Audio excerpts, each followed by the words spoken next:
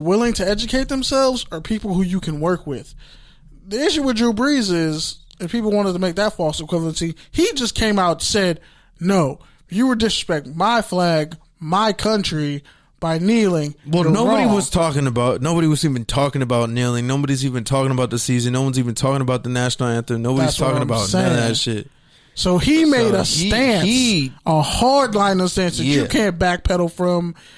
Desean ended his whole tweet and the IG post about black empowerment.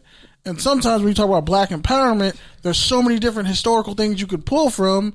You kind of get things backwards. You say it wrong, but nobody can point to the character of the man Desean Jackson and say his family, his father. Well, I think the other part of it is so many black sources and black athletes and black thought leaders have either been, killed, discredited, or compromised.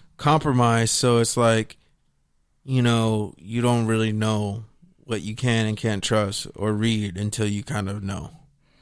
I mean, it's out there. Guess what? You can not like a person, but if what they're saying is true and factual, you kind of have to have some level of respect for it. Yeah, but so it varies. Now, when you live and die on what those people say, but what I'm saying is, that's dangerous. What I'm saying is, when the collective group is a lot smaller, you get a lot less experience with, figuring out what is credible and what isn't, and what is worth listening to and reading, and what isn't, is what I'm saying. That's my point to it. Is just there's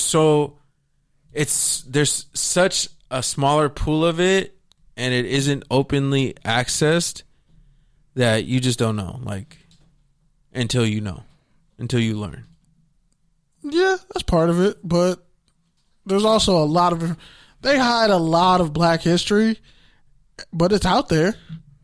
You just have to do some digging. But yeah, some people make the mistake of feeling like they need to share every step of their education. And sometimes you don't do that. Some people, let's say they're working out at the gym, right? They're going through a transformation. They don't share every single part of their workout journey. Yeah. Sometimes you just got to show the beginning and the end. Here's where I started. Here's where I am now. Sometimes it's not meant for the whole world to see every part of your projection and your growth.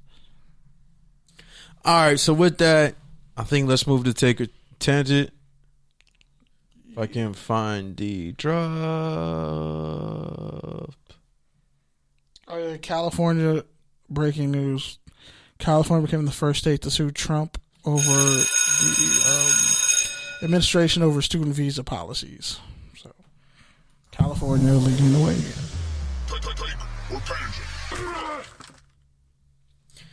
All right, so with that, let's start off with this. We kind of talked around it a little bit earlier, but the NFL banned. No, we already talked about that enough. All right. Raheem Mostert requests a trade. You got to take her a tangent on that. Pretty much his contract was mostly heavily based off special teams incentives, and he pretty much outperformed it. So yeah, you get paid. You already traded one running back to Miami during the draft. I think he's been on 6 or 7 teams in the past few seasons. So and they got Tevin Coleman. Ultimately, he just wants the stability. I think more so than the dollars. Yeah, it's more of just having the years. But dollars are stability.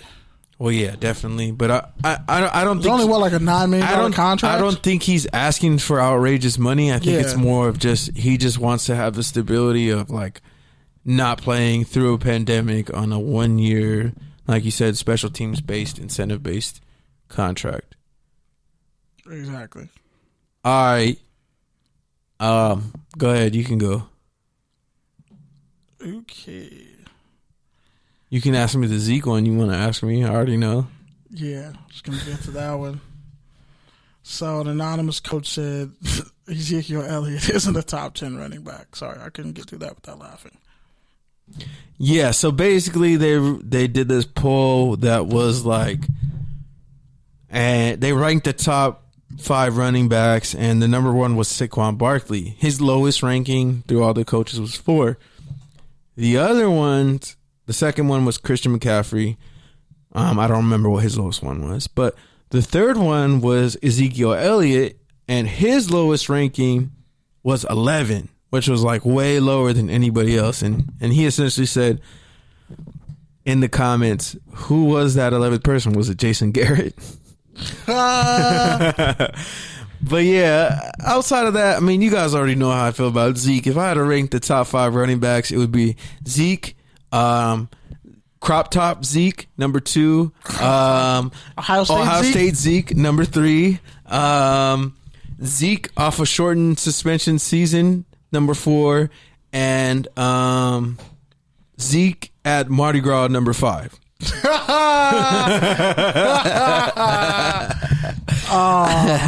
But yeah, that's all I got to say. I mean, considering the fact that he's been in an offense that really doesn't have a fucking direction, hasn't had a direction. 1 week it's all Dak, next week it's Zeke, and between that, some of the influx they've had at offensive line the past couple of years with a little bit of turnover, not other than left tackle and center.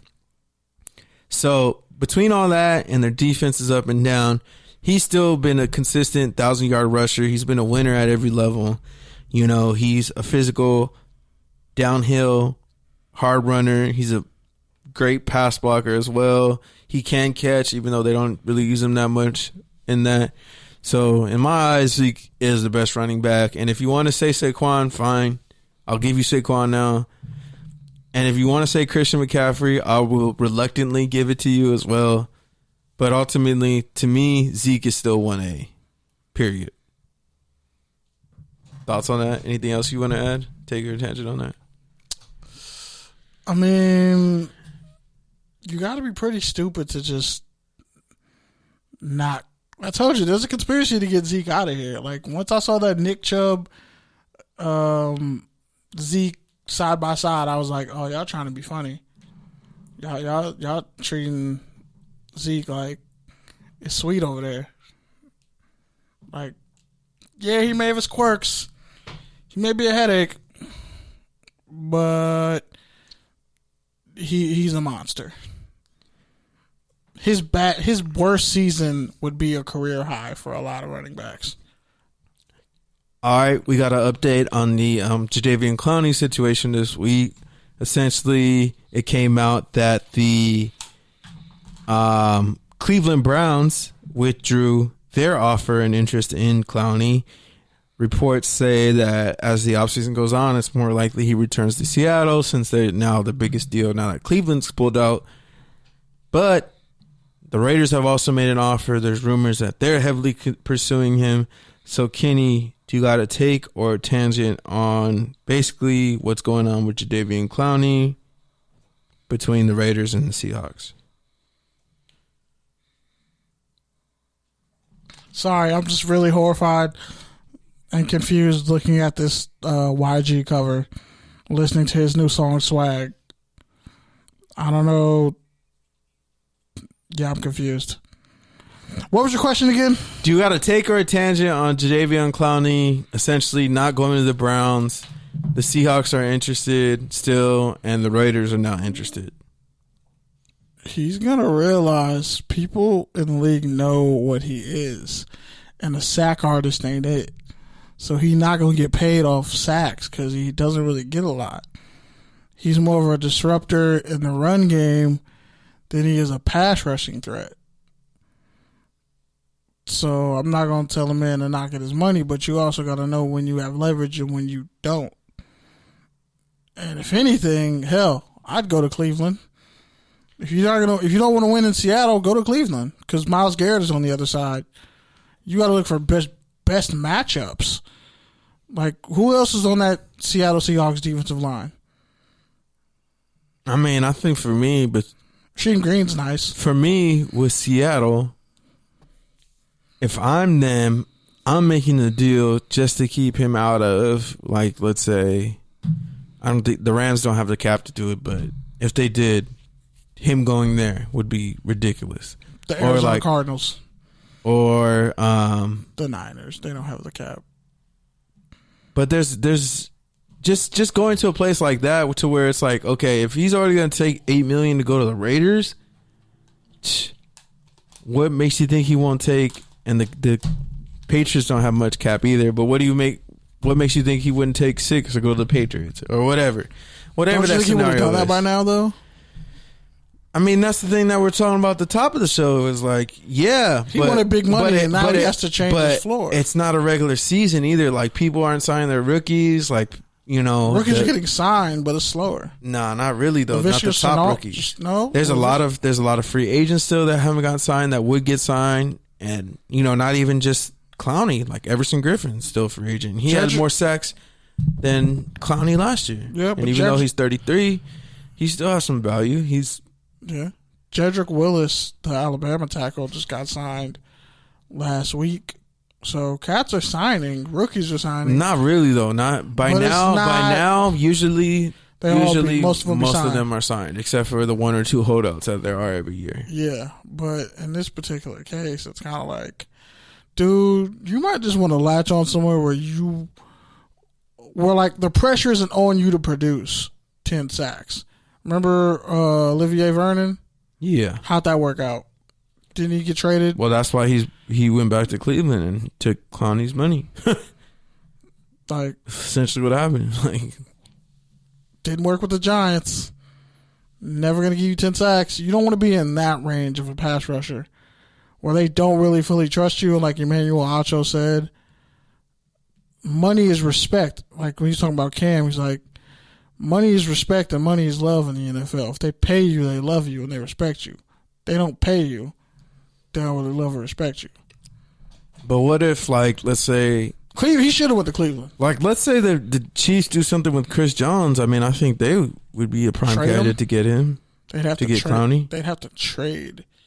That's what I'm saying. Yeah, if they did something with Chris Jones. No, but the thing is, if they trade him, they still have to pay Clowney a lot of money.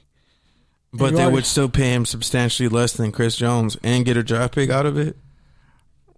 But you got to secure the trade before you pay him. No, I know. But I'm just, you would have to secure the trade to get the cap space to sign him. Because what if they trade to get Jamal Adams? Wouldn't be a bad move either. So it's kind of like, well, what do you do? Because if that's the case, if you get a Jamal Adams, a Tyrann Mathieu, Juan Thornhill, you can just run nickel all day. And the pass rush ain't really that important. So you could undercut giving a guy like Clowney a bunch of money. So there'd really be no need. You'd be better off getting Everson Griffin and just saying, do what you do best. On the cheap. Whereas if you're in Cleveland, that defense is young, that team is young. Clowney and Garrett, 2 former number 1 overall picks. Doesn't even match Sheldon Richardson in the middle. Larry, I forget how I said, Jacoby or something like that. I forget how I say his name. Oh, and by the way, like, just what are you going to do? Like, realistically, with that defense, like, just via proxy, like, he would have to get 10 sacks a year just in Cleveland. He would outperform his contract in Cleveland. That's what I'm saying. The scenario would be better. There's no guarantee he gets you 10 sacks in Oakland. He'd probably be a bust in Oakland. I don't know about that. Okay, who else is who in their linebacking core are you solidified with? Tanner Muse, a converted safety? No, definitely not.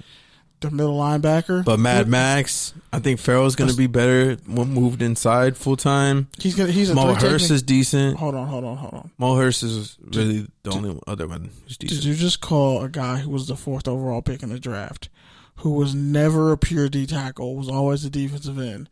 You're telling me he's a defensive tackle now? I mean, he played a lot of defensive tackle last year.